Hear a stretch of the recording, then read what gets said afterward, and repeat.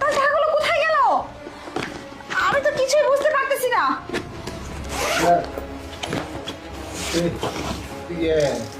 এই বুলবুল, তুই এখানে কি করছিস? যা এখান থেকে, কাজ কর যা।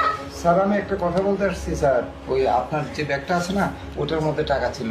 সেই টাকা ম্যাডাম এসে এই যে এই বড় ব্যাগটা মানে আপনার আম্মার ব্যাগের মধ্যে দিয়েছে। এটা আমি দেখতে পেয়ে কি করেছি জানেন? আমি তো দেখলাম যে ভেজাল, তখন এটার মধ্যে থেকে টাকা নিয়ে আবার ওইটার মধ্যে রেখে দিয়েছি। কিরে বুলবুল, তুই কি তোকে তুমি ওর দিকে চেড়ে যাচ্ছ কেন? বুলবুল তো ঠিকই বলছে, টাকাগুলো তো আমার ব্যাগেই আছে। তাহলে তুমি মায়ের কাছে মাকে চোর বানানোর জন্য মায়ের ব্যাগের মধ্যে টাকাগুলো ঢুকিয়ে দিয়েছিলে, তাই না? আরে না বুলবুল যদি না দেখতো তাহলে তো মাই চোর প্রমাণিত হতো। বৌমা, আর তাই তো বলি, তুমি এত কনফিডেন্স নিয়ে কি করে বলতে পারো যে টাকাগুলো মায়ের ব্যাগেই আছে? মানে মানুষ তুমি আসলে এই কাজটা করতে পারলা আমার সাথে?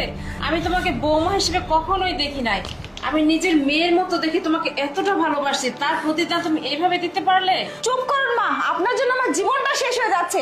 আপনি বাড়িতে আসার পর থেকে আমি কোথাও যেতে পারি না, কিচ্ছু করতে পারি না, নিজের স্বাধীন মতো চলাফেরা করতে পারি না। তো কি করবো আমি? চুপ করো তুমি। মা তোমাকে স্বাধীনভাবে চলতে দেয় না। মা তোমাকে নিজের মেয়ের মতো ভালোবাসার জন্য তোমাকে সবসময় কাছে আগলে রাখে, যেন তুমি ছোট ছোট ড্রেস না পরে ক্লাবে না যাও।